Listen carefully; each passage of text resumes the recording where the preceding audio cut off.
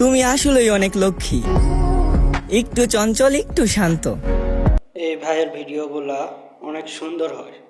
কিভাবে এরকম voice video বানায় শিখতে হলে ফুল ভিডিওটা দেখুন। ভিডিওটা দেখার আগে চ্যানেলটা সাবস্ক্রাইব, লাইক, কমেন্ট করুন এই ধরনের ভিডিও পেতে। চলুন দেরি না করে শুরু করা যাক।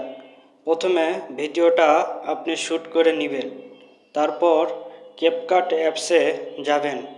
নিউ প্রজেক্টে গিয়ে ভিডিওটা অ্যাড করে নেবেন।